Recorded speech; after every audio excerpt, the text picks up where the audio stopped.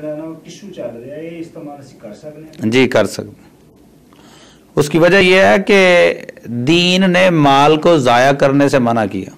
यानी हमारे जो जहन में एक अकली तौजी आती है ना कि ये तो सरमाया ज़ाया करने वाली बात है, लेकिन बात यह है कि इसको बनाया ही इस मकसद के लिए गया कि जिस्म के ऊपर कोई भी आलाइश लगी है उसको दूर करने के लिए। लिहाजा हाँ ये याद रहे कि टिश्यू ऐसा ना हो कि जिसमें से आपके जिस्म तक और हाथ तक नजासत पहुंच जाए।